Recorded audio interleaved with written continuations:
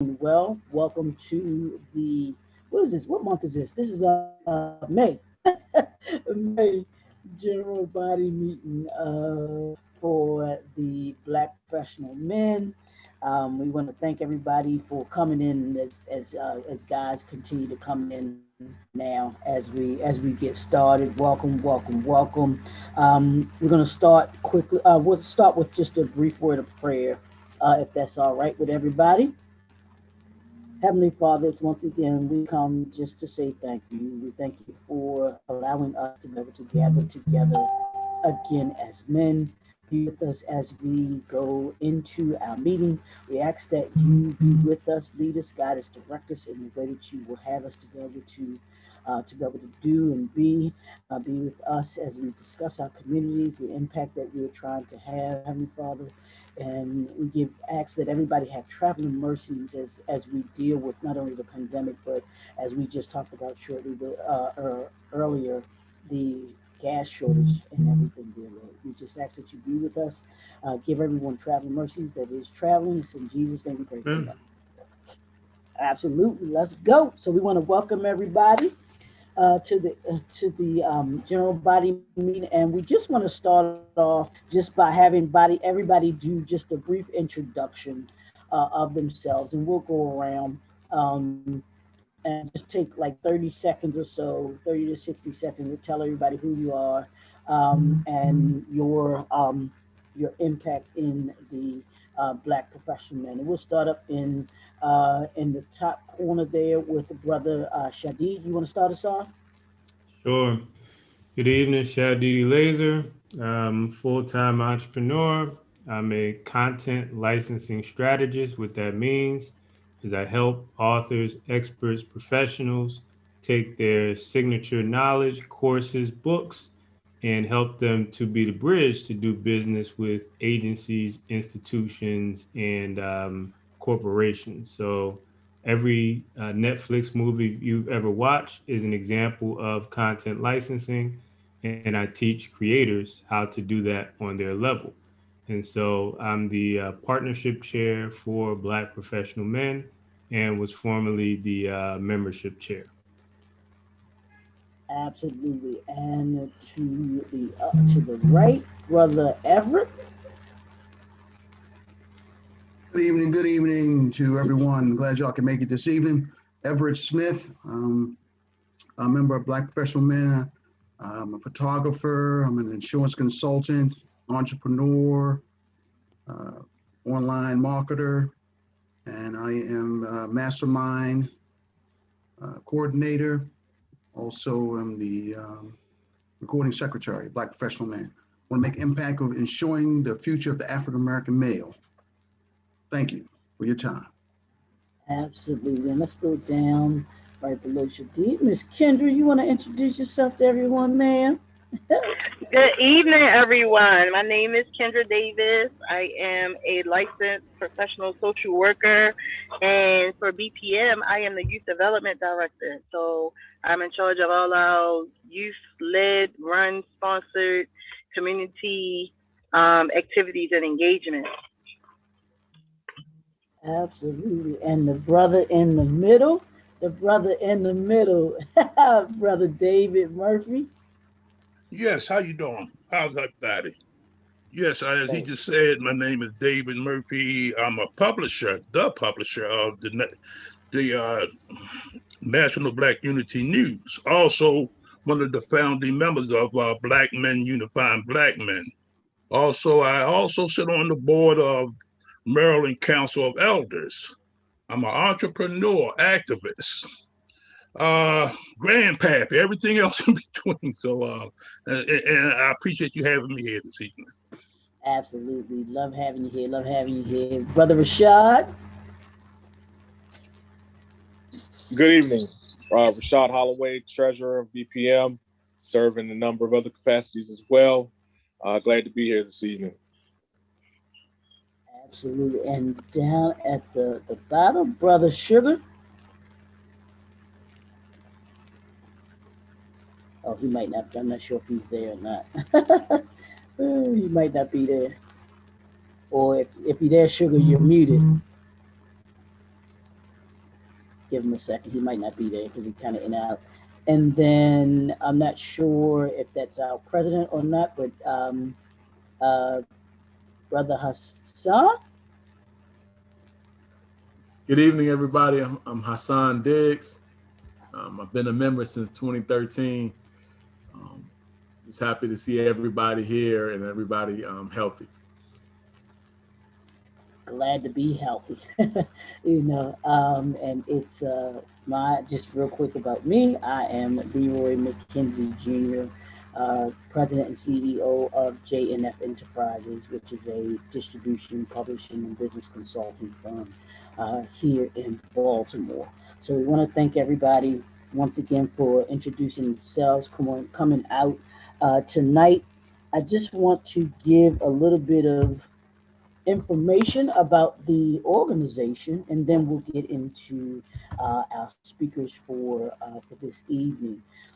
Black Professional Men Incorporated (BPM) is a nonprofit organization based in Baltimore, Maryland, and was established in 1991 to address the social, economic, political awareness needs of the African American community, especially those of the African American male.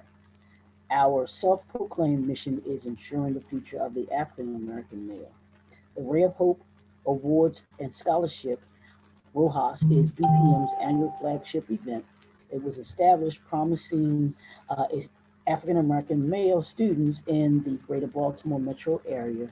Recipients are students who consistently demonstrate exceptional character and academic performance in in in activities while exhibiting strong leadership and communication skills. Now, for those that may be watching and want to actually find out more information about the organization, they can go onto our website, www.bpminc.org. They can also follow us on Twitter, https colon / twitter.com bpm inc.org, and then they can email us as well if they want to get information sent to them at bpminc org at gmail.com. So that's just a little bit about who we are as an organization and what we are seeking to do as an organization. And as some may know, that this is our 30th year, which we're celebrating now, 30 years of being in existence, which I think is just awesome. And our founders, I don't know if any of them are on tonight as of yet, but we certainly want to thank them and to pay respect to them for having the vision and the foresight to have put together this vision for this organization and what we're able to do in and for the community.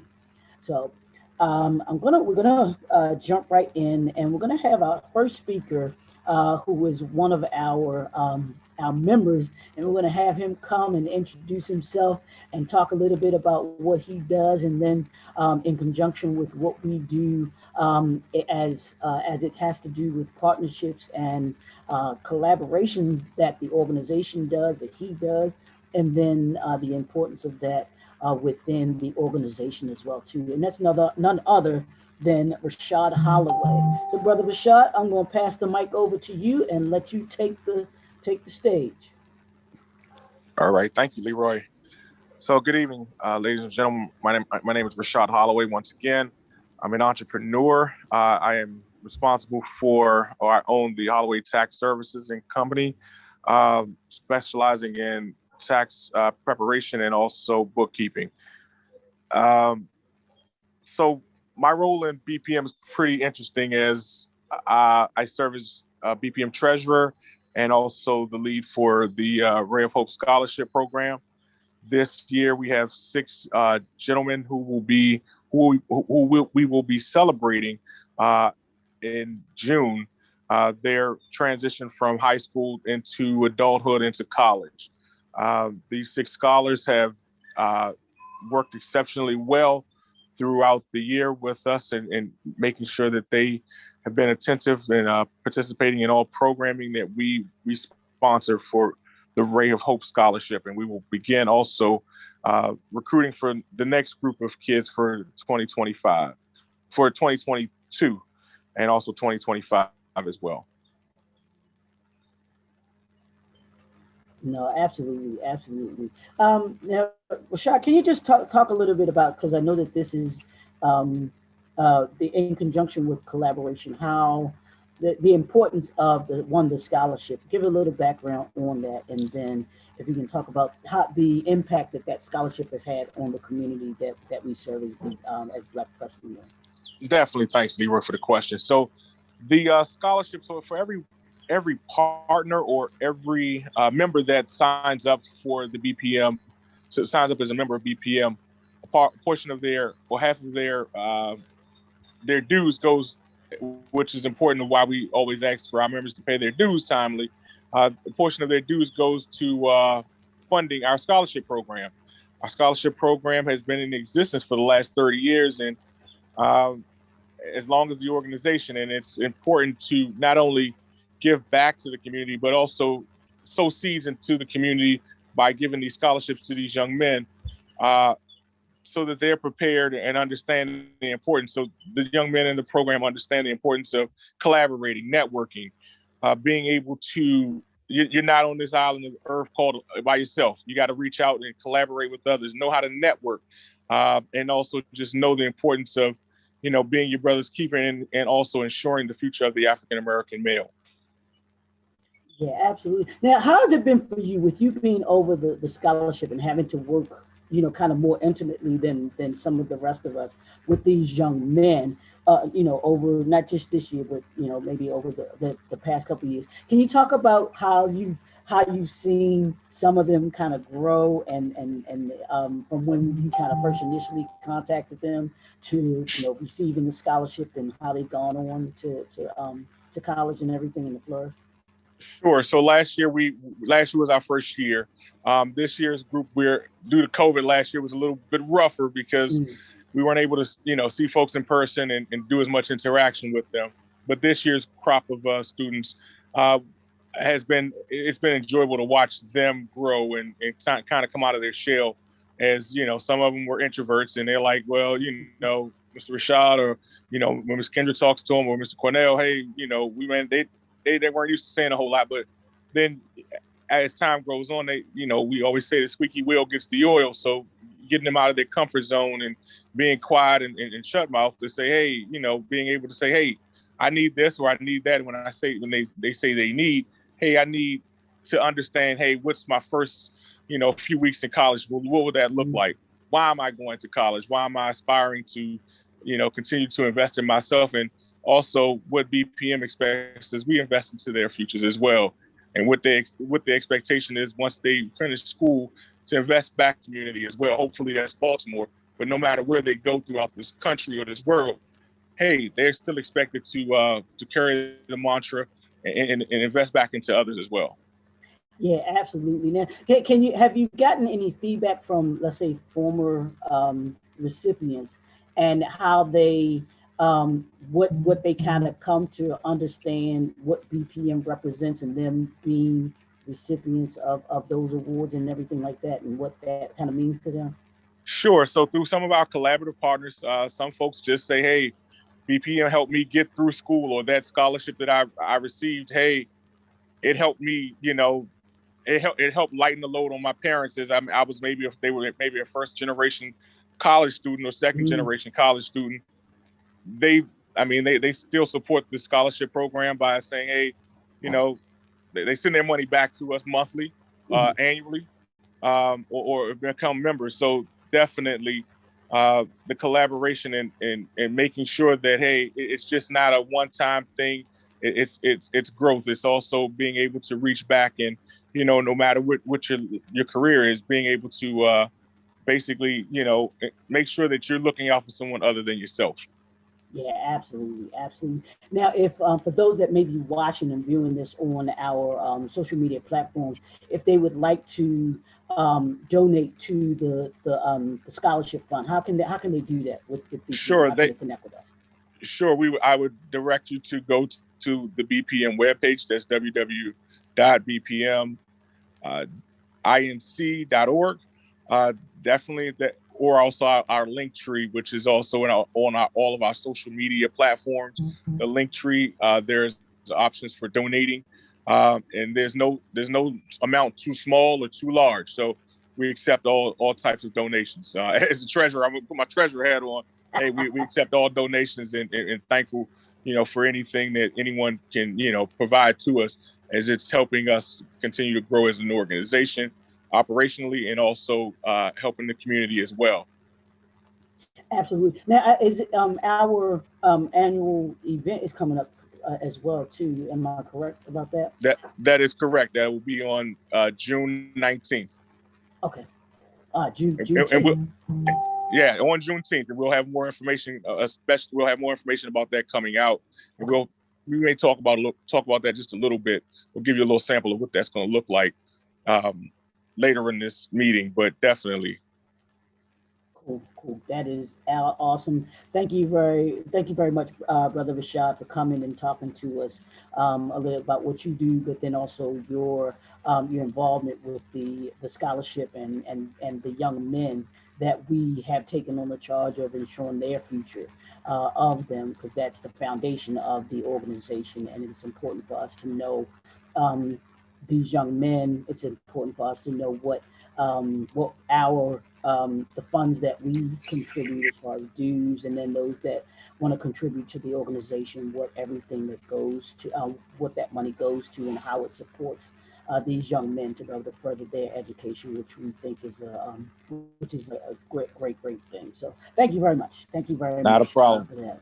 Absolutely. Thank you. Now, yep. And we'll be back a little later. I think you said to talk. We'll talk a little bit about the scholarship or the event coming up next month in June. So thank you for that.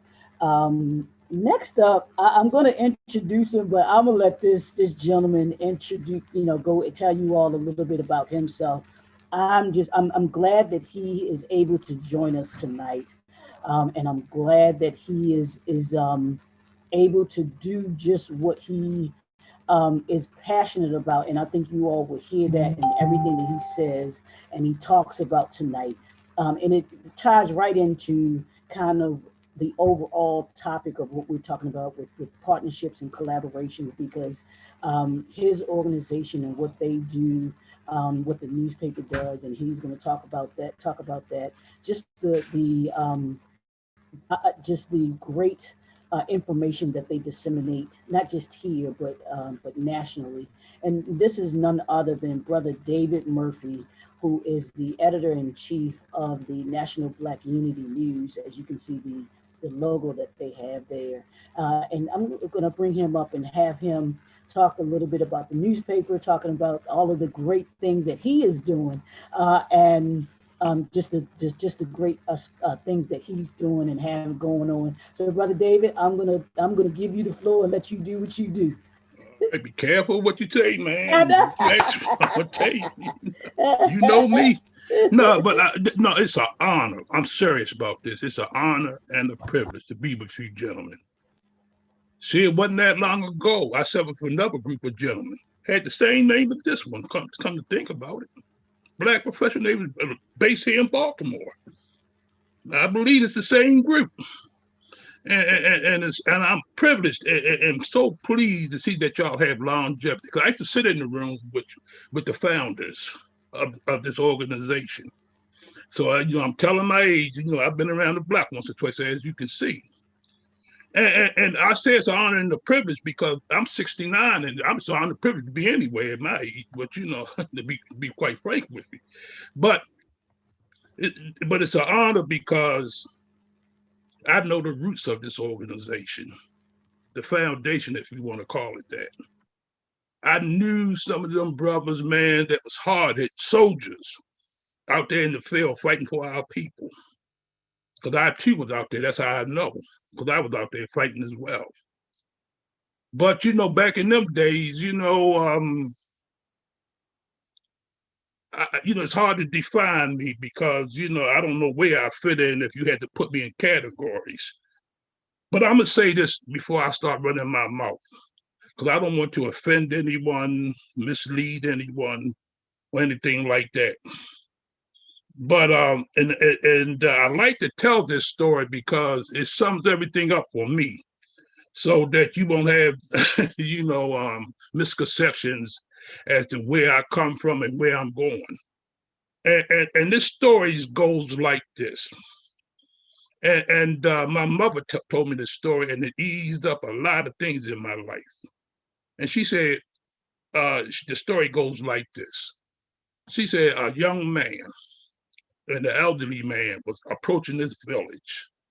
The elderly man was leading this donkey into the village, but then they was approached by a group of villagers, and the village was upset.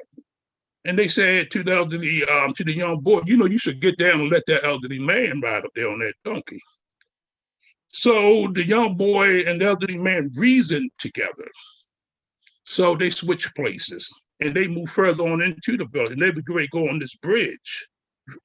And some more villagers approached them. And they got upset with the elderly man. Said, you should be ashamed of yourself sitting up there on that donkey while the young boy is walking.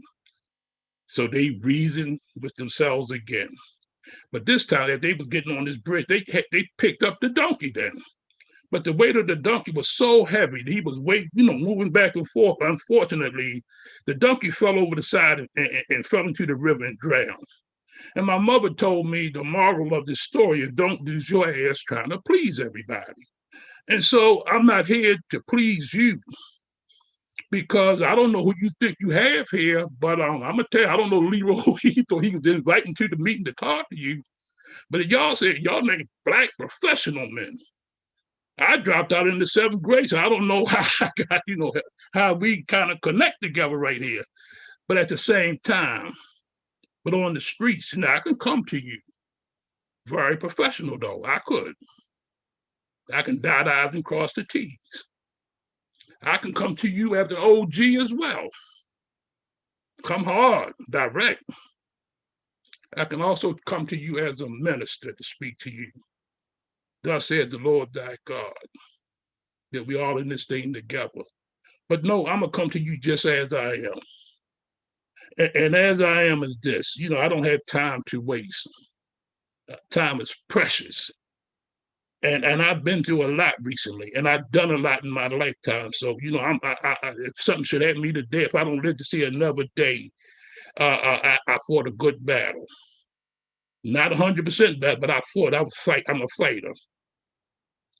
And one thing that kind of connects us together is, see, we fighting the same battle. We try to liberate our people, trying to set our captives free, because we involved in so many ways, mentally, spiritually, financially, so many ways. It's systematically. Hell is reaped upon us from all angles, from all over the world. People have all kinds of schemes and plans to keep us just where we are. Because one thing about what they know, probably most of us do not know, that we yield so much power. That's why there is a concerted effort to do everything within their power to keep us in a certain position. Because if we broke free, see, they allowed that to happen one time.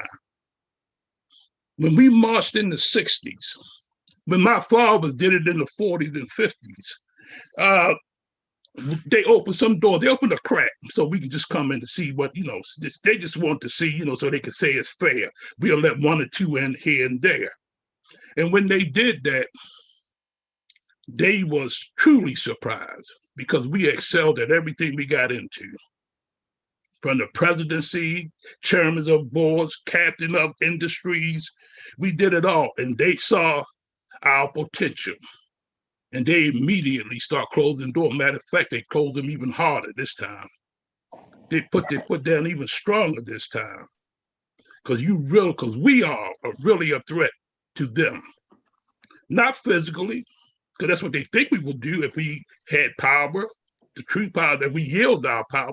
They think that we would do to them what they have done to us, but we are not that type of people.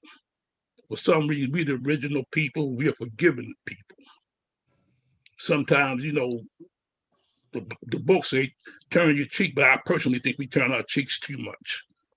I personally would go another route sometimes, but it is what it is. and I'm in media. I publish a nationwide Black newspaper. I've been in this industry over 40 something years, publishing on newspapers and all types of other media. Oh, I don't want to mess it up. I feel like if I did, you would have. Y'all may want to I mute guess someone. I'm good. I'm good. I'm good. Okay. And as I say, I publish a newspaper. And I say these things because it's my mission in life. I talk this way because I'm so pleased on one end to see young brothers and sisters like that's on this call right now. They're still out there battling, carrying the baton. And you have people behind you, the millenniums and stuff. A lot of them are carrying, they coming strong right behind you. But there's also a lot of people in my age group still out there battling, still putting in work, as they say. But as long as we are, as the people are separated, see, we have so many separations amongst ourselves. And because that's part of the grand scheme of things, of course, from the outside, if you was outside looking in, this to keep it that way. But oftentimes we do it to ourselves because we have been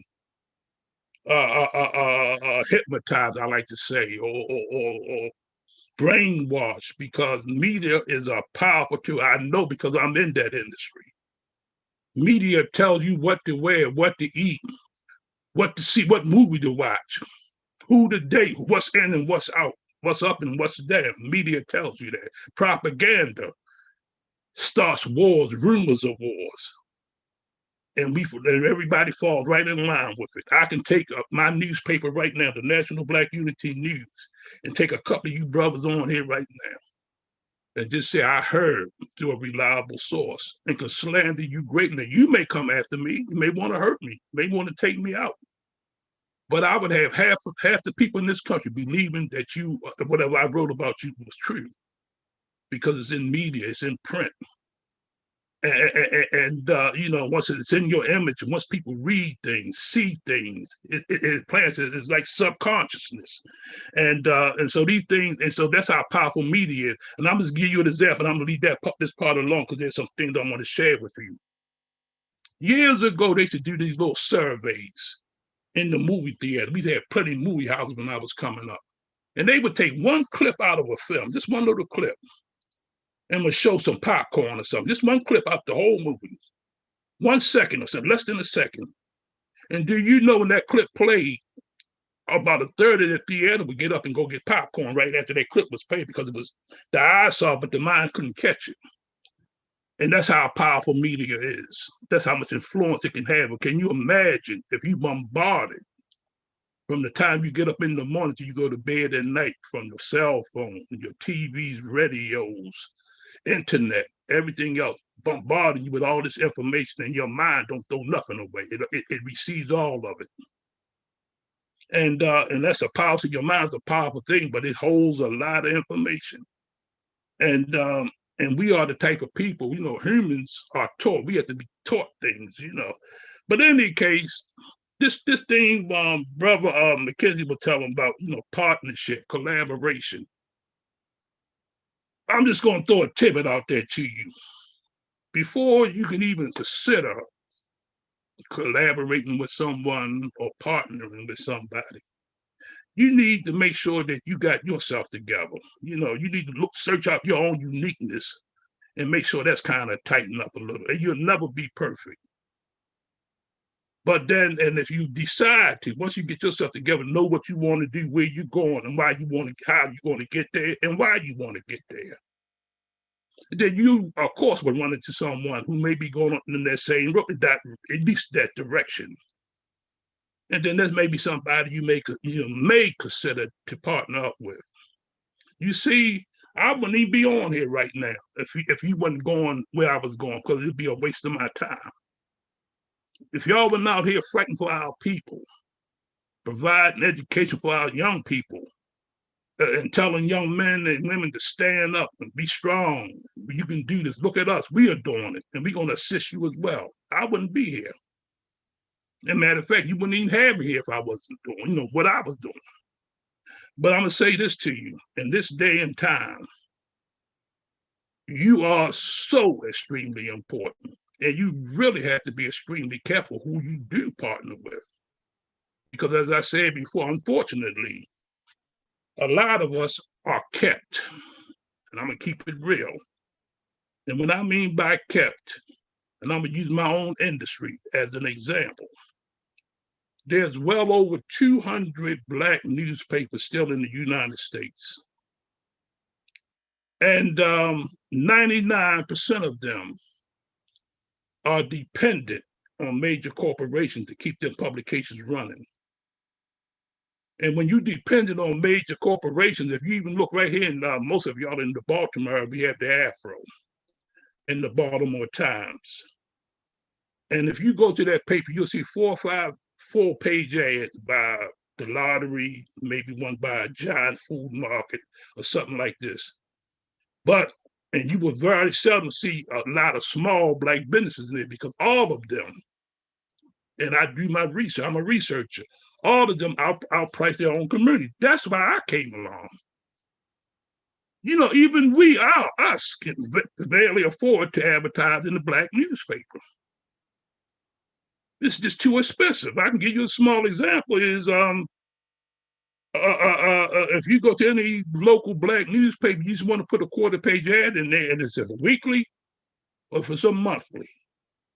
If it's $900, $1,000 for that quarter page, if you don't get your returns back in that one issue, that money's gone. That investment is gone. And oftentimes you have to invest 6 or 7 times before advertisement even turned off, to get some returns on it. Now the average Black business can't do that. But what I did, I filled the void. Not that we less than anything. We had the most expensive paper out there. We used the highest quality paper, and our publication is color all the way through. But if you come to us, we put you in that same quarter-page ad would be in full color. It would run for 3 months. And we blast you not only locally, but all across the country, the internet and every place else.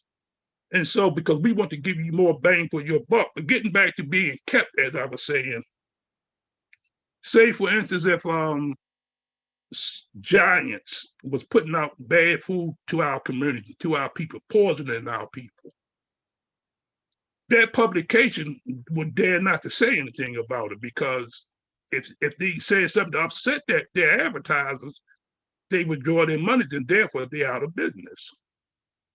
And so a lot of our newspapers will not say anything about certain true issues that can help set us free, because it would cause too much trouble for them.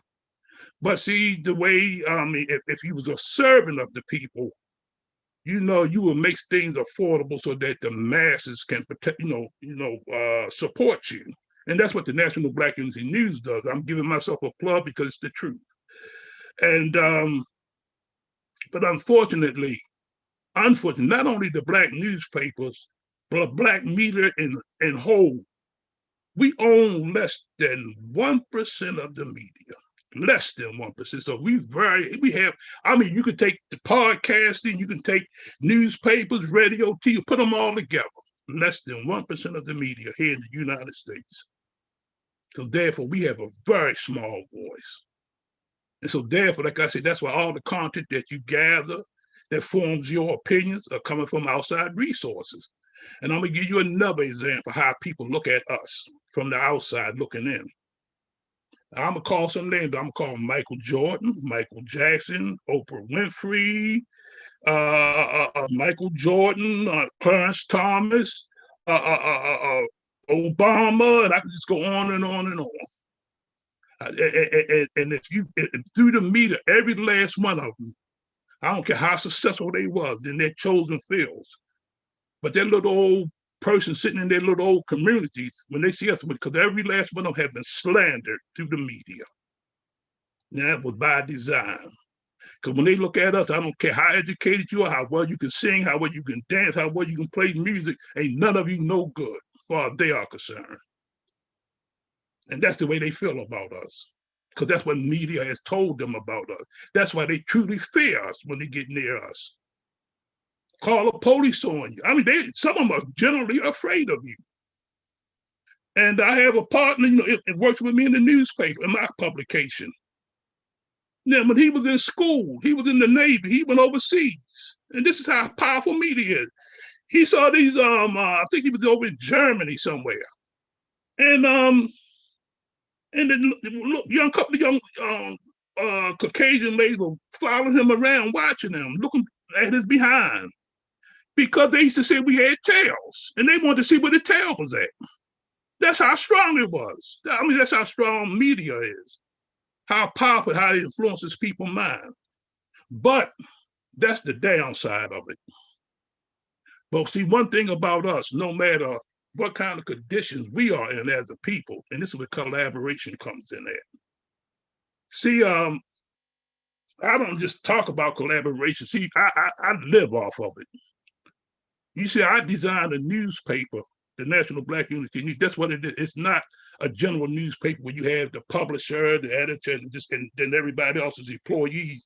No, the National Black Unity News is a collaboration. See, the way I was doing it is by divine inspiration. So I don't take all the credit for this. A divine inspiration. I say I can come to you as a minister as well. This is my mission in life. This is not a business on it. Yes, slash business, but this is ministry. I've been doing this over 50 years almost. And got the blood, sweat, and tears to show you too. I got battle scars all over the place. But the mission is like I had the Moses syndrome, I like to say, to help set our people free. And I believe that's why you had that same type of spirit. That's why you're in an organization like this, because you seen something beyond yourself. You know who you are, but you saw the importance of collaboration. That's probably why you joined it. But with the National Black Unity News, I told people, I said, if I gave you an opportunity to join with me so you could share your message, not your message, so you could educate people about who you are, what you do, and why you do the things you do, when you partner with me. And they saw a way of marketing, they saw a way of advertising, they saw a way of educating their own, people about who they are and what they do. And I shared this with a few people. Next thing you know, I ended up with 30-something people. Now we have 45-something people that's involved with this publication. And we all put in our own, just like you did, we put in our own resources. Everybody in that paper pay for their own page. And that's how we do it. We don't depend on advertising or even subscription. We do them things, but we don't depend. We self-sufficient, self-supporting. So we can say what we want to say and when we want to say, and we will never be, kept by nobody. But see, they target people like me. They target people like you, whether you know it or not. You are being watched sincerely because you are truly a threat to the system. You talking about Black men, Black women being independent, teaching other people to be independent. To some people, that's extremely dangerous. But on the other end, see, you have to operate on certain laws.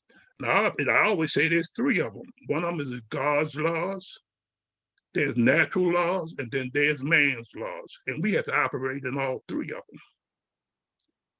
But I personally choose God's laws over man's laws any day. So I don't have that type of fear about, because you scared of me, I'm gonna stop doing what I'm doing. I'm gonna stop providing for my family. I'm gonna stop providing the future for my future generations. I got 12 grandchildren. Because you think I get up, I'm gonna stop doing something because somebody else say something or get upset because I'm trying to just uplift us and not putting in other people. I don't put nobody down. But I try to tell the truth. My mission is just to lift us up, equal the playing field. That's all. And if you had this type of spirit, when we talk about collaboration, like I said, that's why you all on here now, because you're collaborating right now. Y'all come with all these different passions. And I just heard your introduction. Powerful stuff. Proud of you. And it does my heart good. And I've told you I'm 69. I'm rather young, but at the same time, it's so hard for us, especially us Black men. Do you know 5 years ago, when I was 64, and I come up, I was told OG and everything else. I knew people. I knew a lot of people. But guess what? I'm the last man standing. I'm the last man. The people that I was close to, all of them, gone, dead. It's not that easy to make, if you came up to where I came up to be here where I am right now. And I only say that because divine inspiration. 4 years ago, I had open heart surgery. 6 months ago, I had COVID. Not even 45, I had a stroke. 7, 8 seasons right behind that. Everything, but for some reason, God keeps me going, and I kind of believe I know why. Because my mission ain't fulfilled.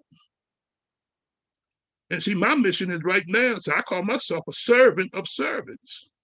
I'm here to serve you. Seriously, I am here to serve you. If anyone, and Brother McKenzie will tell you this, if any one of y'all will come to me and ask me questions, well, do you know I have a lot of wisdom over the years? I learned some things, yeah, especially in media, marketing, and stuff like that. You know, I know how to introduce people. I say I'm a servant and a network of networks.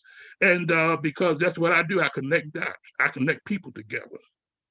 And if any one of y'all come to me right now, I will not withhold anything from you. I pour my wisdom and knowledge on you in a heartbeat. All you got to do is ask. I ain't trying to protect or hold back nothing. Because the worst thing I could do is take this wisdom and knowledge to the graveyard. With so many of my buddies and my friends and my compatriots and my soldiers, their fellow soldiers, that's what they did with it. Took it right to the graveyard. All that wisdom and knowledge. They were like you one time, young, strong, looking forward to the future. Was going to take the future by it and grab it. But somehow the sister got to some of them, and some of them did it. But one thing they didn't do, they didn't reach back. And before I get off, you got to keep my time for me, brother, because you know how I'll go. I got you, yeah. Okay. 1 minute, because I got to get Brother Ahmad in. Okay, and I'm going to share this in closing. I will be hosting an event, and I wish I could invite you all there because the place is already going to be sold out.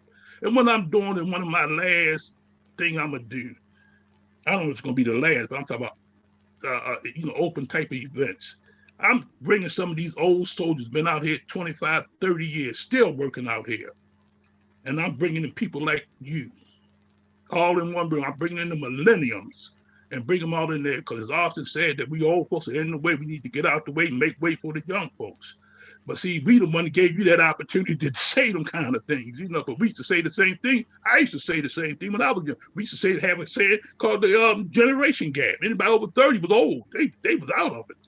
But at that time, I knew it all when I was 18, 19, and 20. Couldn't tell me nothing. But we do, we are each other keepers. The event is called It Takes a Village, and it takes all of us. Your age group, my age group, and the millennium. We all need to come together because we all have parts of the puzzle. We are the puzzle. We are the table, and all of us can feast off of it.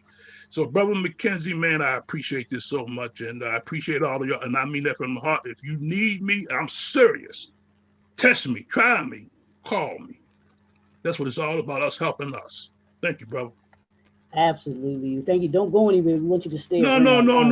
I'm interested. I want to know what you're doing. You know me. I'm a researcher. I need to know. But thank you so much, Brother David. You know, I love you, and I love what you're doing and everything that you're doing in and around the community, what you're doing with the newspaper and everything like that. And we're going to circle around and have some questions for you too.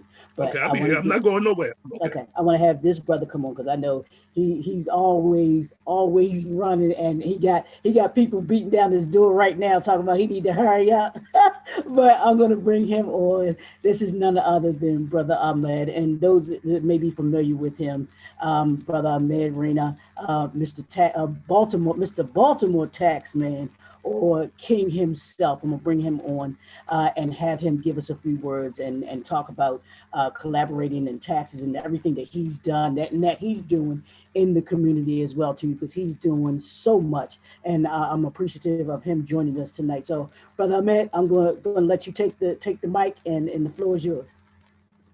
Thank you so much to Leroy and BPM family, especially to Brother Shahid and Brother Everett. I still remember when coming down, and Brother Everett and Brother Leroy, just for the dinner and joining the BPM. And then, Brother Hassan there, and again, I really appreciate you guys. You make me a part of BPM family. And I'm proud to say that this BPM, I'm going to be a lifetime member. It's not only just make me, happy to do the work, it's also my passion because, we live in Baltimore and mostly our community is Black African American community, and 80% of my clients are African American or Black community. So the partnership has already been started, and as you know, Mr. Leroy and Mr. Everett, that I have a lot of young generation coming to my office, and they want to open the LLC limited liability company. They want to learn about marketing. They want to learn about stocks. They want to learn about real estate, loan, mortgage, income tax, insurance. And we are doing so good at Baltimore Taxman that we couldn't tell you how happy we are to help the humanity and community. In the other hand, we also, help the homeless, and not only with the helping with them with the food, the shelter, the clothing, we get them the stimulus checks. We help them for free because a lot of homeless didn't have the first and second stimulus check. Business is great, but today I just want to say to all the brothers, if you know someone who want to open a business, they don't have no money, they still can contact me. And I really mean it because if you remember, I went to the BPM meeting and I told that before too, and I'm gonna say one more time. Like after Mr. David said, the partnership, choose whoever you want to partner with it, and he's like 69-year-old, the vast majority of his experience. But I think this is the most important time in our era, our generation, or in decade, that we must partnership with each other because Leroy must have some different knowledge. I will have different knowledge. Everett, Shahid, Mr. David. We all can gather the knowledge, but somehow we all need to come on a table to create a jobs. Like we should at least hire 5 people in a year from BPN through BPM, or at least like 10 to 20 people to hire in this Pakistani Indian community as well. Because most of them, or most of, they do business in a city, but they live in a county. But they mostly hiring those people. But why not we help the Black community in there to get them the job? Because is a community, we all human at the end, and humanity matters. That's all I'm gonna say. Leroy, you are my brother. You're always gonna be my brother. Same thing with you, Everett. And I'm available 24/7 for BPM. And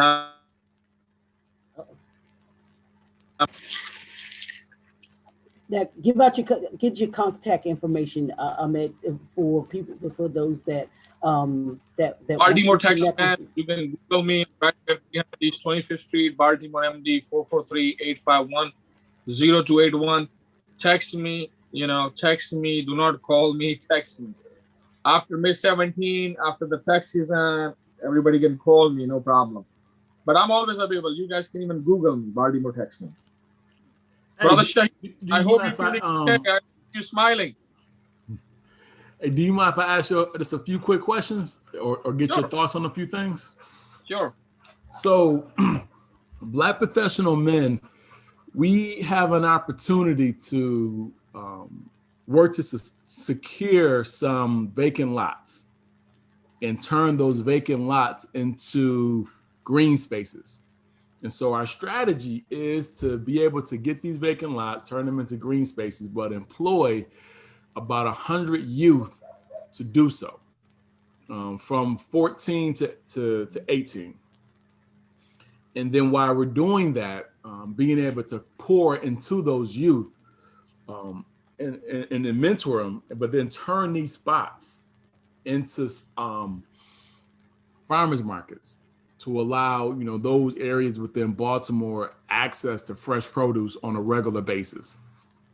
And so we're going to be able to allow these youth to use the skills that they would have gained by cleaning that lot to also clean and or provide those cleaning services to the residents in that general area.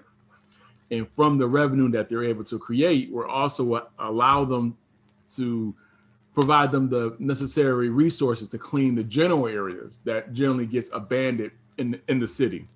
And so as a business owner, I want to know, what are your thoughts and what do you think a business will be open to do in that kind of situation? That's a great idea, Brother Hassan. And, I think we should do that. And probably we should write some kind of plan and talk to the mayor because, mayor has been talking about he want to help the youth and everything, but nothing on the table yet. All that talk, but nothing to walk. But as a business owner, I did the taxes and I do taxes for Dominique Nell, the farmer. He's doing some great for the produce, and the Umar Bongsi gentleman, Umar. As a youth, unless they're not gonna get money from us, unless they're not getting any benefit from us, they're not gonna do it anything. Even though some people don't agree with me on here, but when I was 14, I needed to make a little bit of money just for to have some money in my pocket. If as a business owner we decide that we can sponsor 2 to 4 kids a month with a small amount of money, that will help. Let's say if we go to like 20 businesses and 4 youth payment on the weekend, or that business we can do, or maybe we can come out as a partnership, maybe invest money together to gain the money. Money makes the money. If money is involved, youth will be happy, we will be happy. But as a donation, I think we can handle 4 youth in a month to pay them to do this farming thing. And maybe later on, the farmers, if they become a good farmer or they start making their money on their own, then we can, step back. Okay, so this being the end of tax season, you and I know you and Rashad are in the same business, but the one thing I do know is a lot of businesses come to you to do their taxes, and a lot of businesses like me, because we come to you guys to say, hey, how can we reduce our tax liability? And voila, here's an opportunity. You are correct. The first thing is that the planning. What a lot of lack on the business I see, they don't know the difference between, and like Brother Rashad will agree me on that, LLC, the S Corp, the C Corp, and they don't believe in paper trail. Unless there is no paper trail, that we cannot help you. To create an LLC is the best thing if you are making less money, around 50,000 to 75,000, and then the S Corp is good for like 50 to plus, and then the C Corp is good for 250 plus. But number one way they make a mistake, Brother Hassan, they do the hairs, but they do everything cash. And now, of course, they're using the cash app. They do the daycare business. They do the babysitting business. They need to create the LLC. You know how much money they couldn't save on taxes. Not only that, also with the PPP loan, the disaster loan.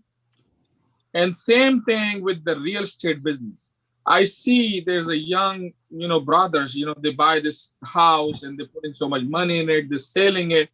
But when they come with this 1099-S, the sale of assets form, and then they have to pay taxes on it. I asked them for receipt, they don't have receipt. So keep the paper trail. And even though you make donation to BPM, to XYZ, or the, charity to church, save the receipt. Because once you have a paper trail, any accountant can help you. And it's a formula, what I tell people. From 19 to 20 or 20 to 21, you can make a difference for $1. But you cannot do 19 to 15 and 20 to 25. So you cannot have a difference of $5 in taxes, but you can have a difference of $1 or $2. I think that's great. So I'm assuming, not assuming though, but I know Shadid is going to reach out to you in the near future.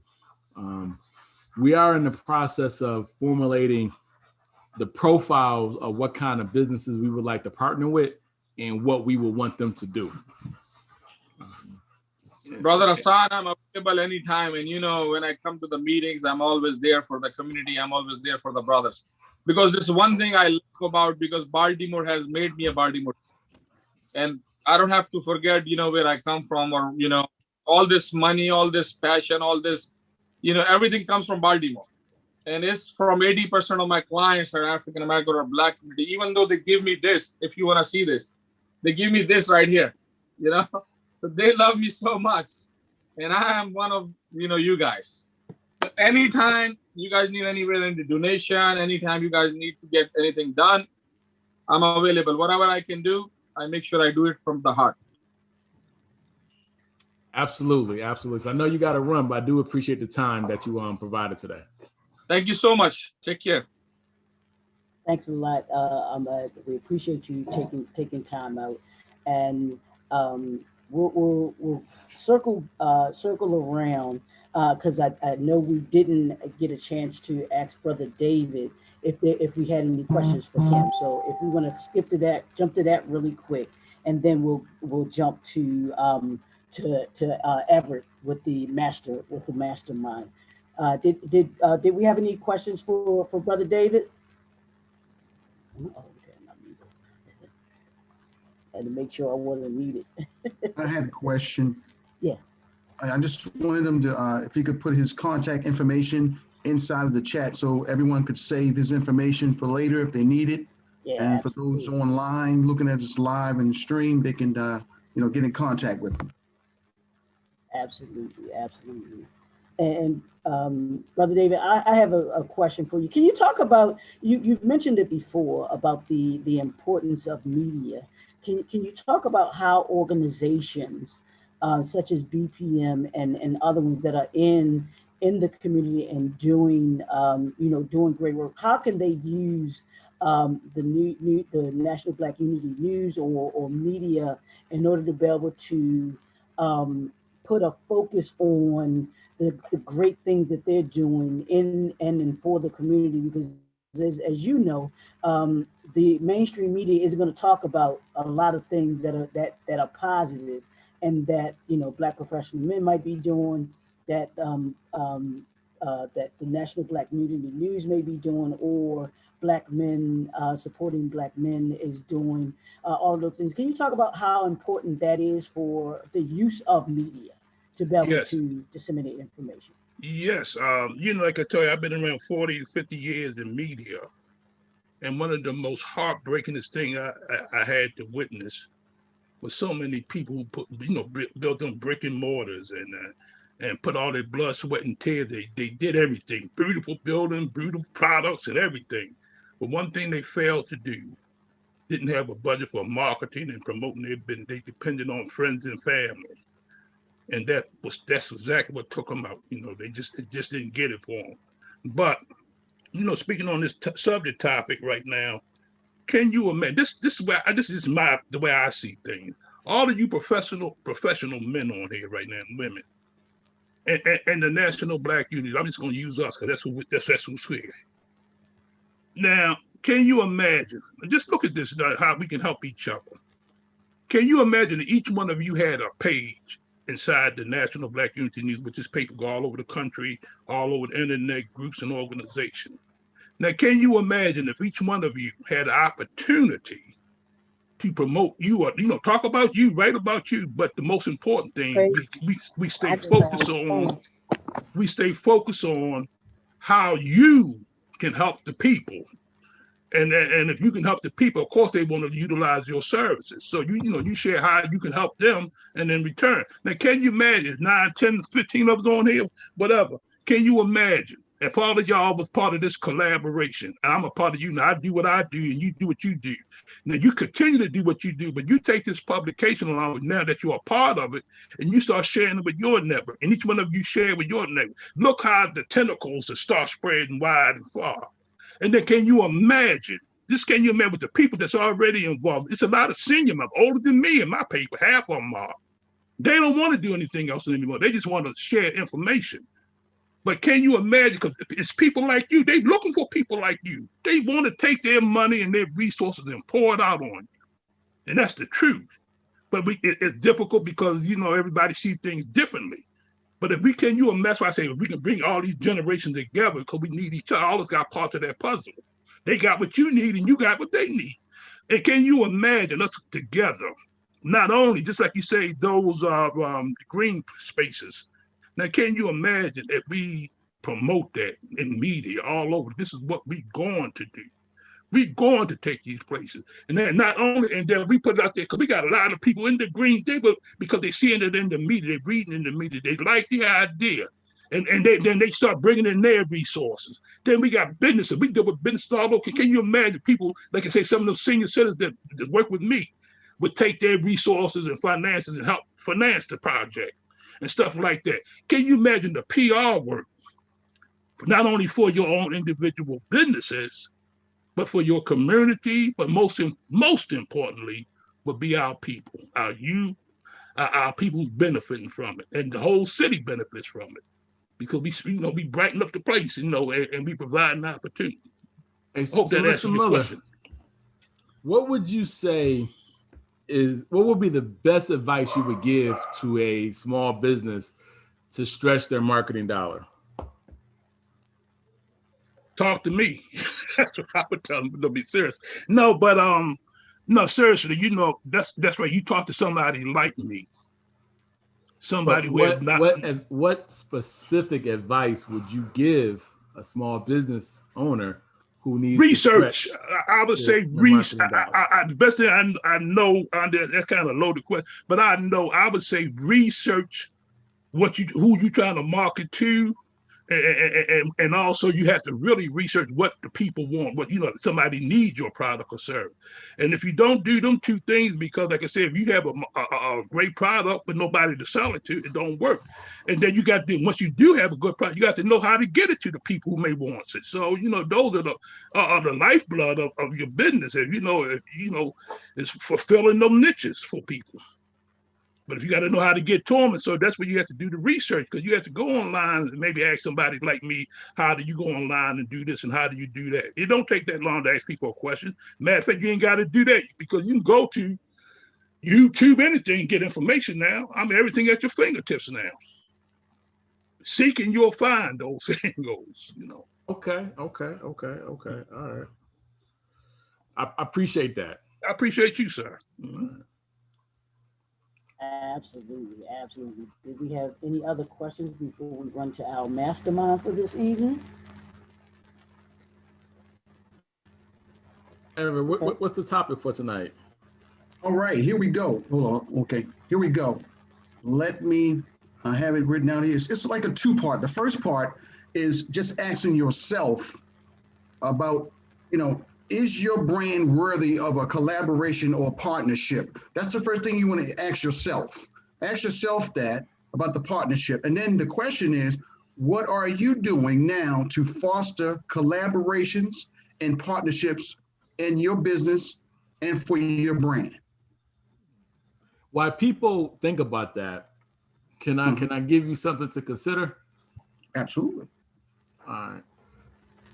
I think businesses need to worry about what problem are they solving, and then what other businesses need that problem solved or a portion of that problem solved.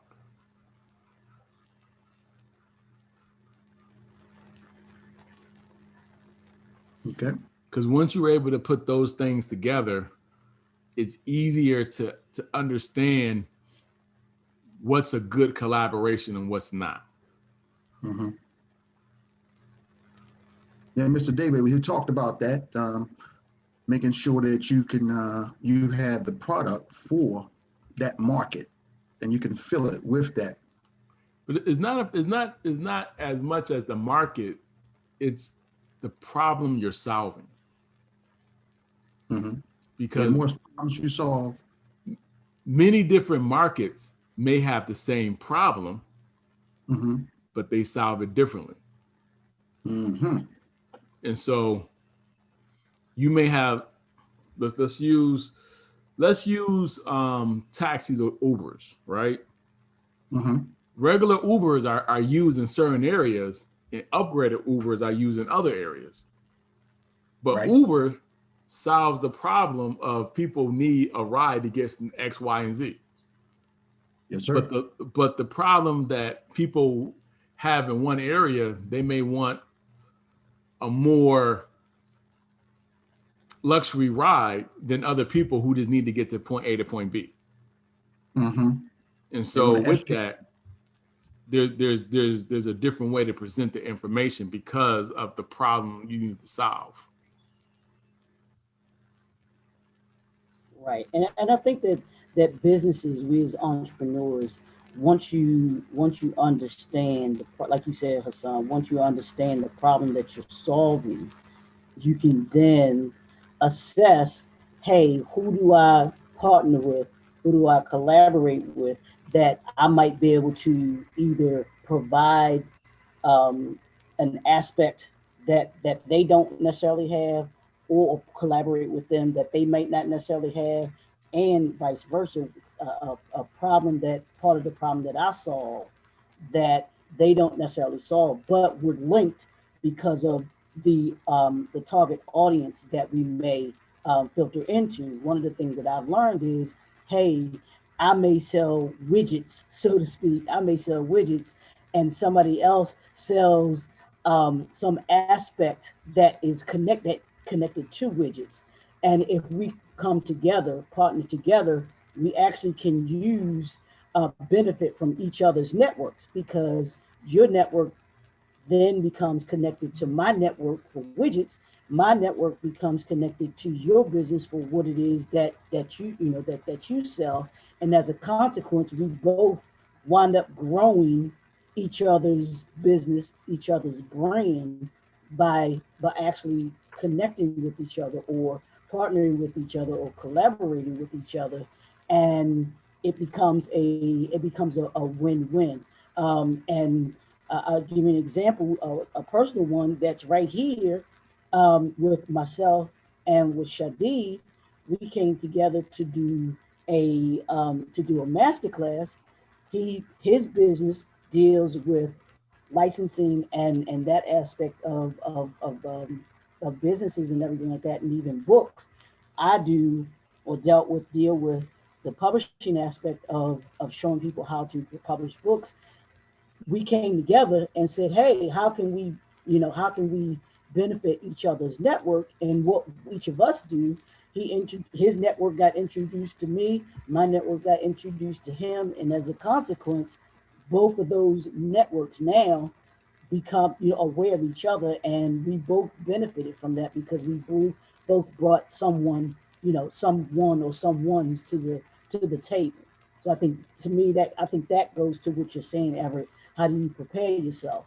You certainly have to know the problem that you solve, and then taking that, understanding the problem that you solve, and understanding, hey, who can I be connected to that gives me additional resources, or how I provide additional resources for them as well.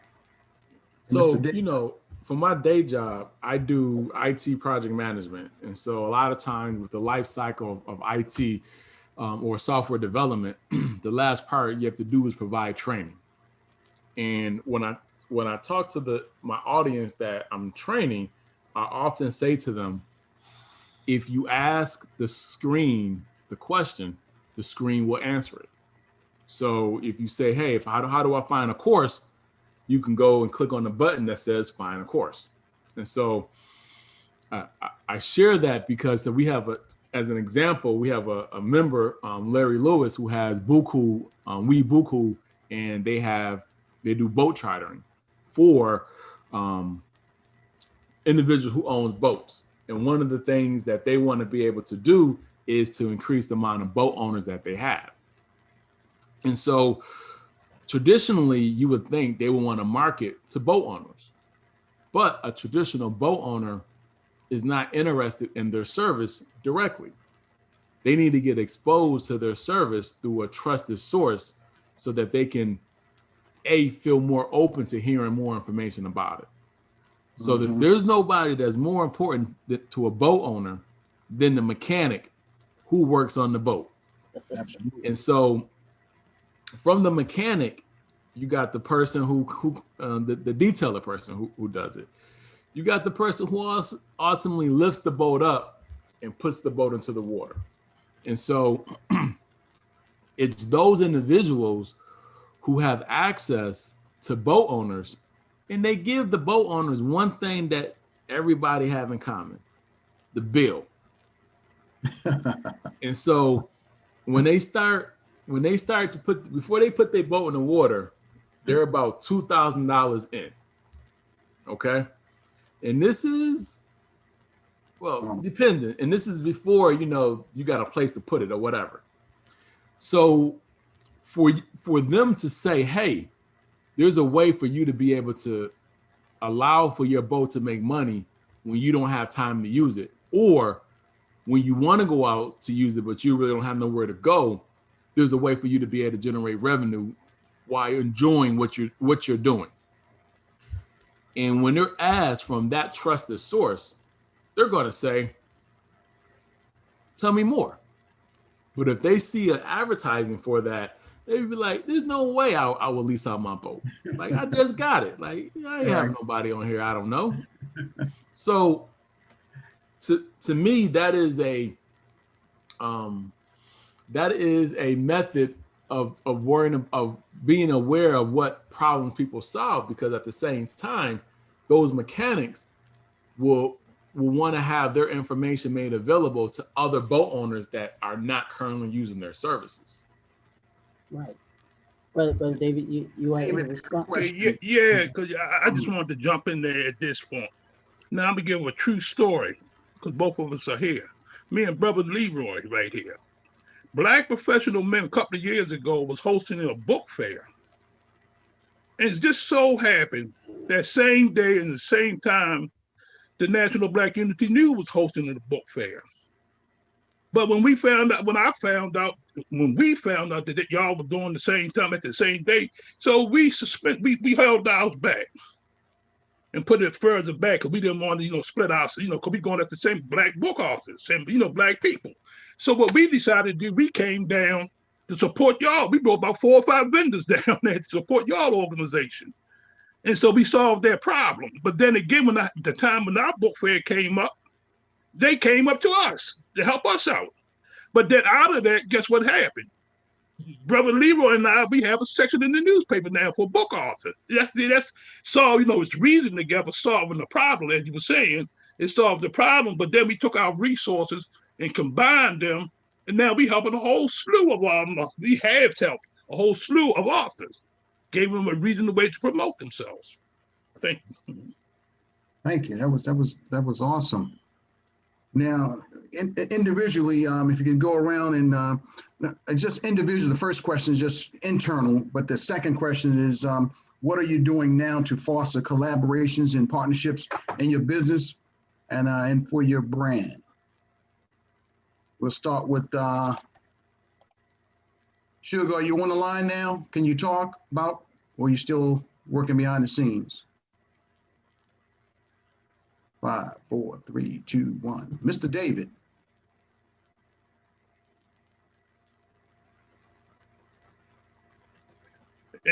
And say that, can you repeat that question again? Yes, sir. Yes, sir. What are you doing now to foster collaborations and partnerships in your business and for your brand? I'm on this call with Black Professional Men. That's one thing I'm doing right now. But I also host a couple of podcasts a week, and to invite people in. And I also seek people out. I surf the internet. I peruse it, and I look for individuals that I think that's sincerely trying to help our communities and try to introduce them to see if we're a good fit. It has to be a good fit. You can have a great product, good service, but if I'm the type of person, if your heart it's not in the right place, it's all about me, then that's not where I'm going. You have to have a heart of giving. And if you have that, then we can work together. Okay. Thank you for sharing that. Thank you. Brother Shadid. Okay. The question is, what are you doing now? So I use what's called the Saturday Night Live approach, where for up and coming members of my industry, I provide them both virtual and in-person stages and events in order for them to learn and also showcase their talent. And I've done that for the past 15 years. I also hired 2 people who do nothing but partnerships within my organization, so that when a partnership is in motion or they have certain events on their calendar, we're able to help them find those stages and opportunities so that they can be all they can be. Yes. Give them a stage to get on and be all they can be. Thank you for that. Brother Rashad.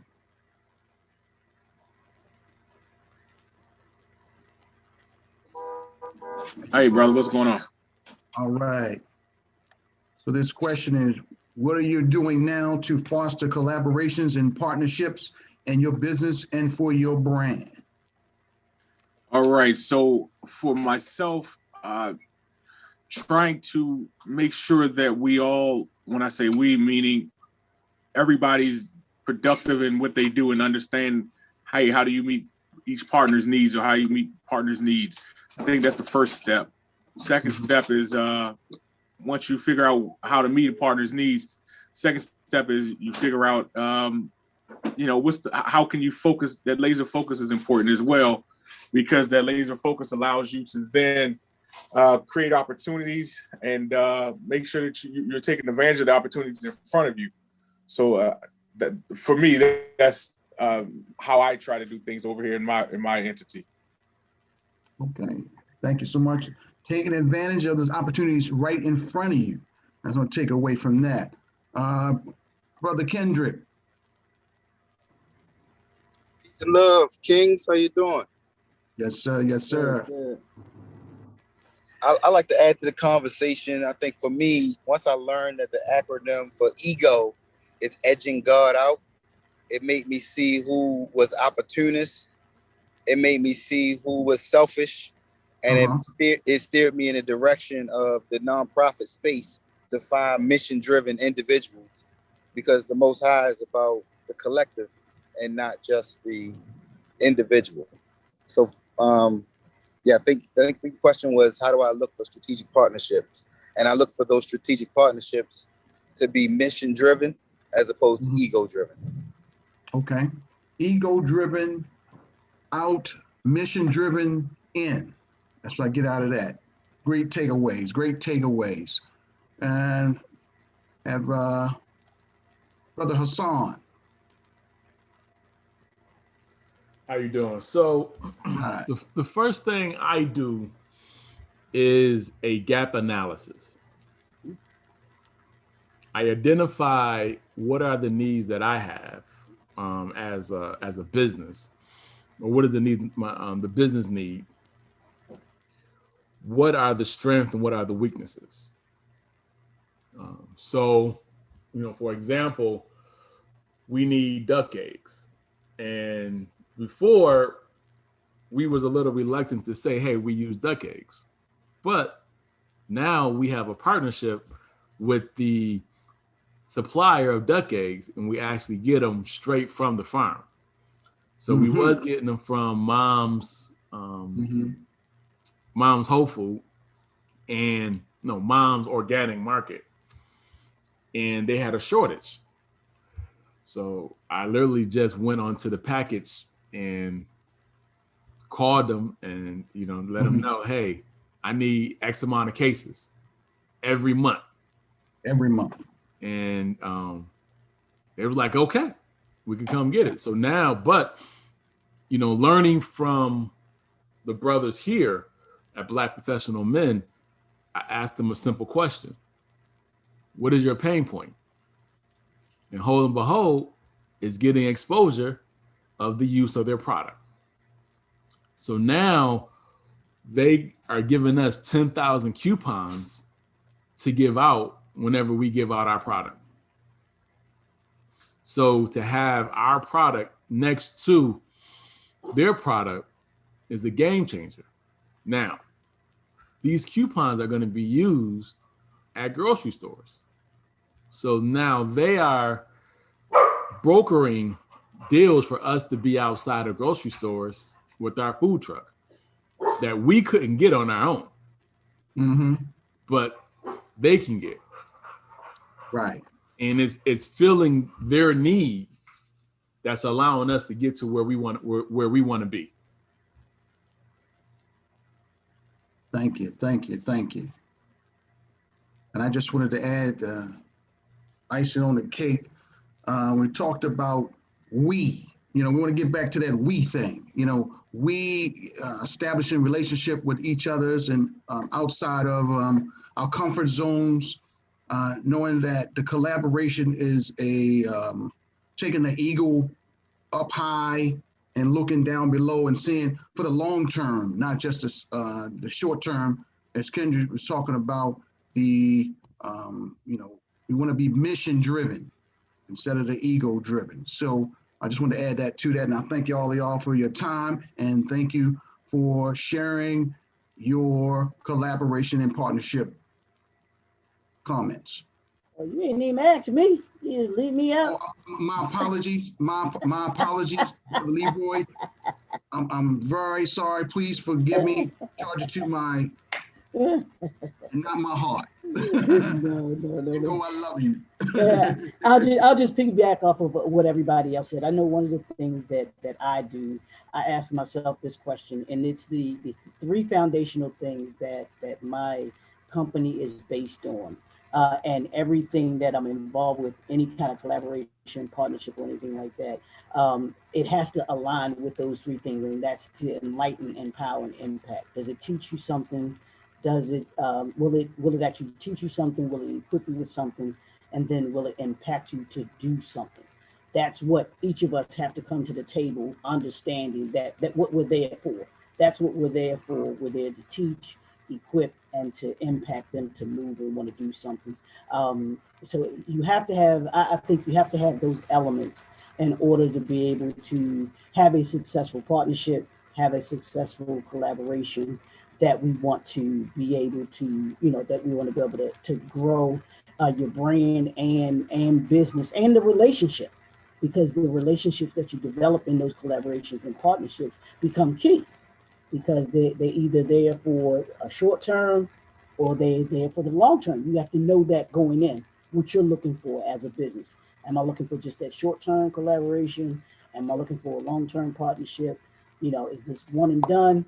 And we good? Or hey, this is something that I know, like Hassan with with the duck eggs. That's something that's long term, because he knows, hey, this is somebody that I can develop a long term relationship with because of what this actually means to my business and what the business actually means to them. So that's all that I would add. That I would add to that. Thank you, Brother Leroy. Yeah. Thank you very much. And I'll turn it right back over to you. Yeah, and I see Brother Cornell's not here, so I'm gonna give a health tip tonight. I know I'm not a fitness trainer and all of that. Yes.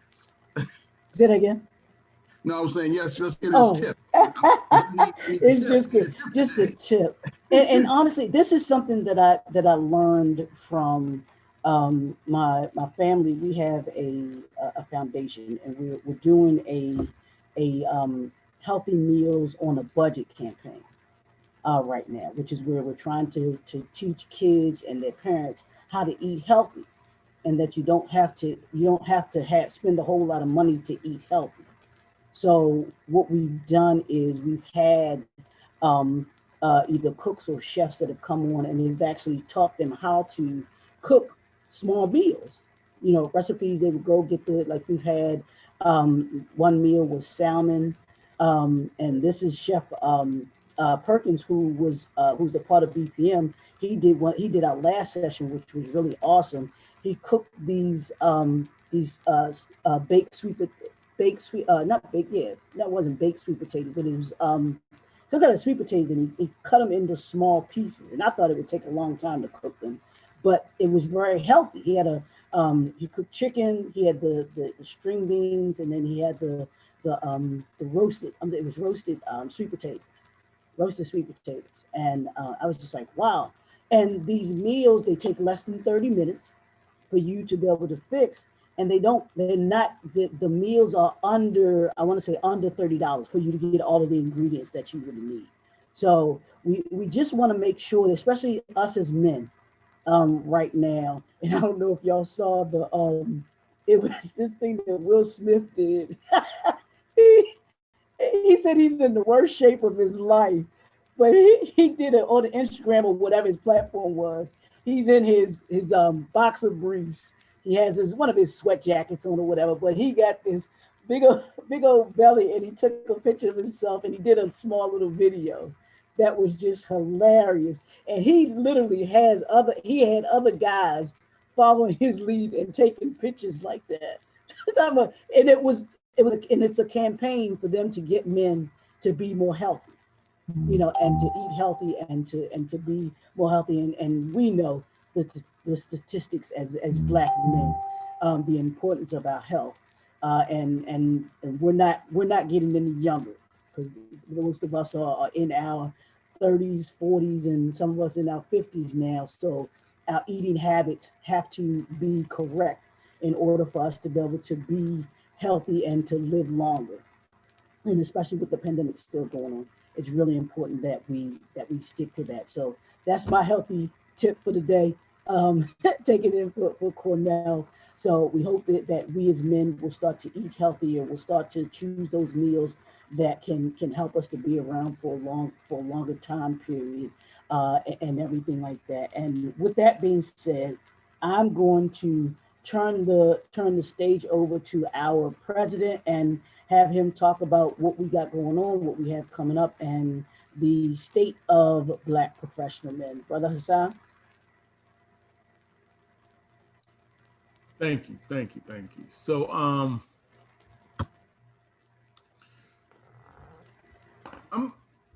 I had a meeting the other day with a member, and it was a very interesting meeting.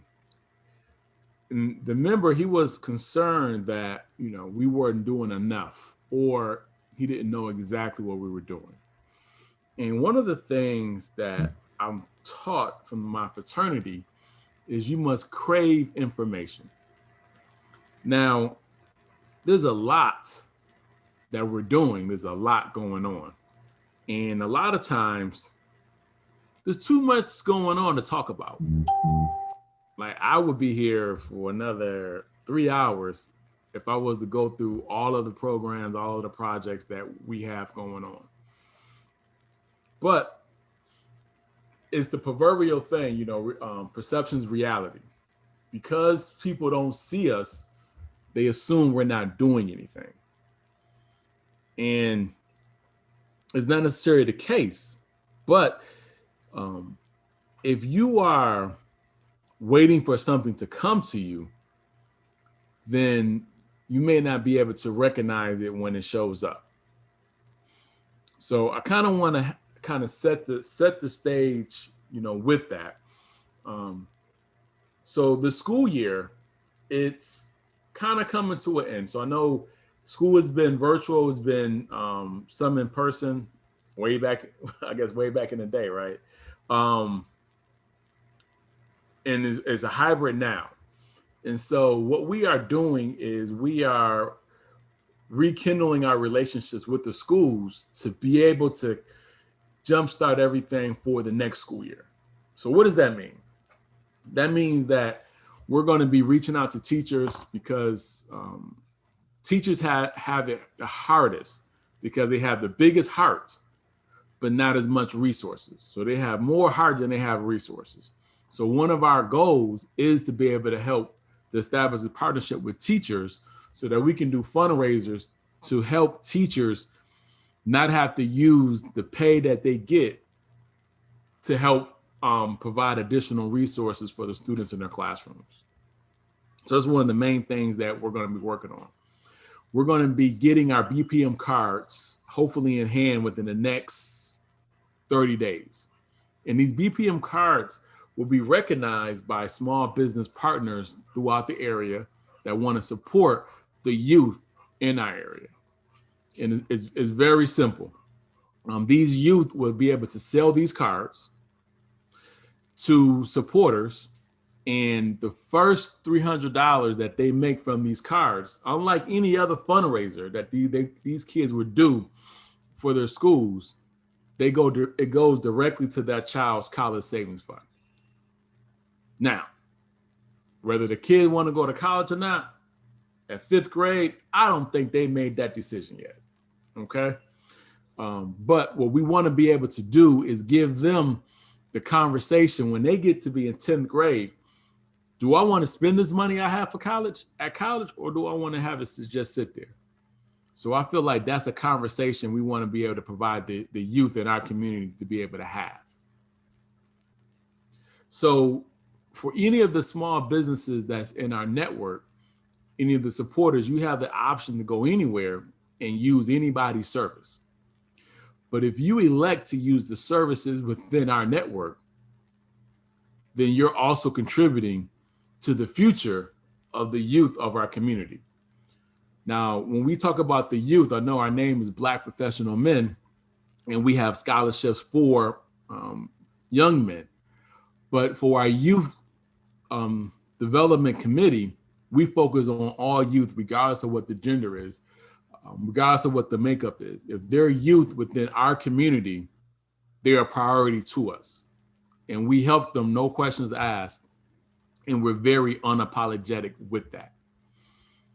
Now, as we move on, one of our other main objectives is to be able to help businesses increase their profitability to allow them to be able to provide more for their community.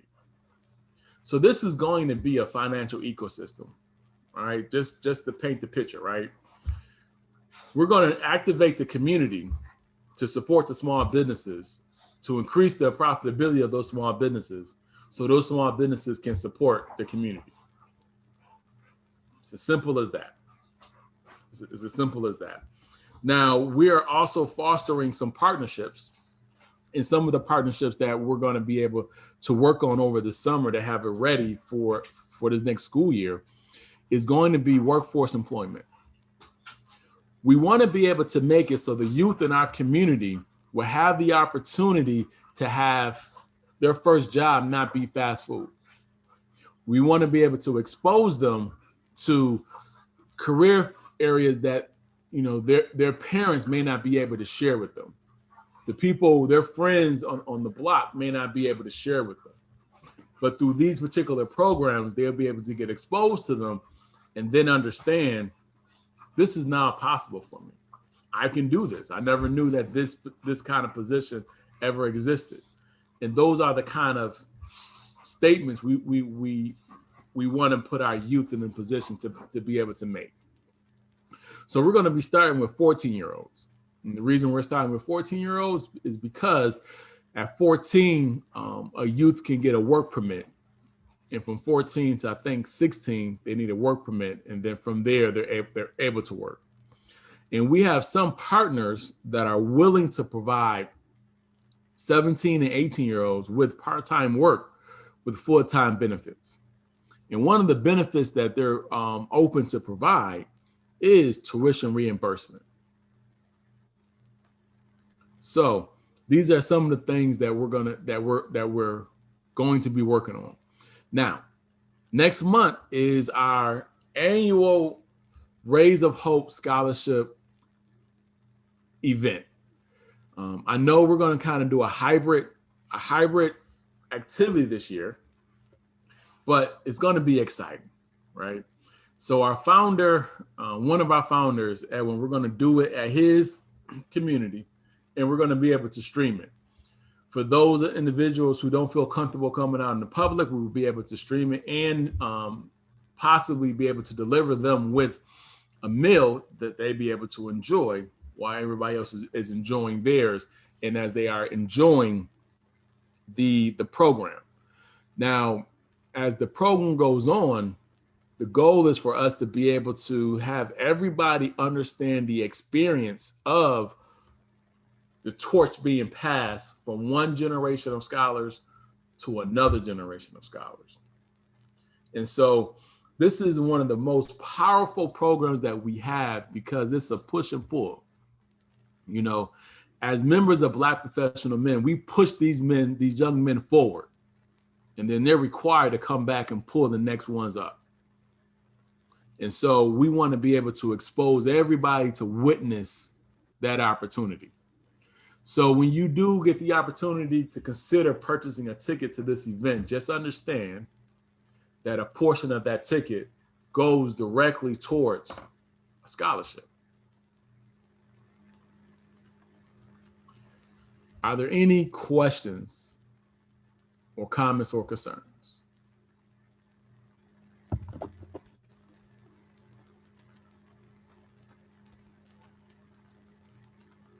Do we have anything online? This has been a quiet meeting.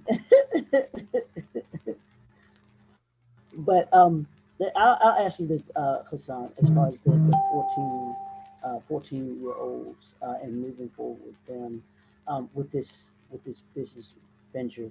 How can we as the membership assist with that part of BPM or the impact what BPM can have with those young men? You ready for it?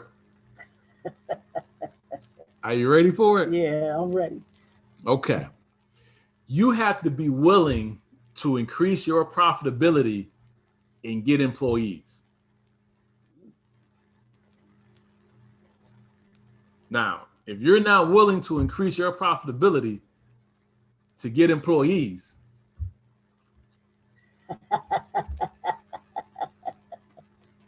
What Flavor Flav say, I can't do nothing for you, man. yeah, that's what it is. You know, we have a partnership with a employment agency Okay. that's willing to work with you. They really charge a fee for this, but there's a partnership here, right? Mhm. So they will work with you to kind of extract what you need. Mhm. Now, as long as you understand that, you know, work is work, labor is labor, but it's an investment and you need to get a return on your investment. You know, so for example, I know you do a series of consulting, and you do branding, you do speaking. And so you may need, or you may could use somebody that does nothing but does searches for you to find you speaking opportunities. Okay. And you may say, hey, I can do that myself. Well, you absolutely can. But if you have somebody doing it for you, that probably means you can be doing something else. Something else, absolutely. Yeah, I was talking Yes. about that earlier today. That when you have someone to do things like that, it frees you up to be able to do the other things that will, like you just said, increase your profitability. You as that head person are doing things to increase the profitability. Right. I So that's the value thing. cash. And now to also with that, we are going to encourage the brothers who take advantage of this opportunity to leverage some of the tools that we're allowing our members to utilize. Okay. So that's the CRM, that's, you know, collecting information. You know, right now I get orders for our food truck using our business toolkit. And it's simple. We get an email, it has all the information I need. I make a flyer template. I send them back the information. I put it in our calendar. Bam. Done deal. It's done. Now, before my wife let me handle it, she was doing it herself, and we found out today she don't triple book the same day. So, you know, process matters. So again, the best way members can assist and partners can assist is to be willing to work to increase their profitability.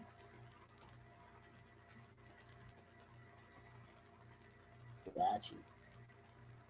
Now, the our Rojas event is going to be the Saturday of Father's Day weekend. Okay. And we're going to have limited space for in person. So it's limited to scholars and their family and members and their significant others. And sponsors and partners and other people who want to sit outside 6 feet apart and view the ceremony. So if you're going to be in Maryland that day, you're welcome with the ticket. Now, how can they get the tickets for the Rojas? That is a great question. I knew you like that. That's a great question. That is, man. So you can go to our website, I hope, and you should be able to get information about it. If not, you can email us at joinbpm@bpm.org. bpminc.org, and we'll be able to send you information.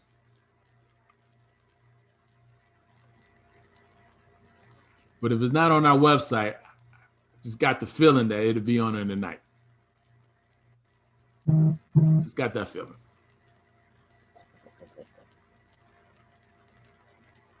I hope. That it, Mr. President? You want to close this out? If you know, and if you had anything else, or if anyone else had anything else before we do close out. But I'll leave that up to you, Mr. President. Yeah. So the one thing I want to leave everybody with is a reminder that Black professional men is in the we business.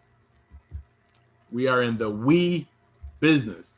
That means that nothing that we have done successful has been done by a single person. Period. Now, there's a lot of things I have tried by myself and have failed at. And so a lot of members can say, hey, I have tried this and it didn't work. Very few members can say, we have done this together and it didn't work. So I want everybody to kind of take that to the bank, is that teamwork makes the dream work. We do everything together. We help everybody accomplish their goal and everybody wins. That's the business of Black professional men, of making sure everybody wins together. And with that, good night. Absolutely. We want to thank everybody for coming out tonight. Thank Brother David for coming here, Brother Ahmed, to come out and speak with us this evening. Everett, thanks for the mastermind.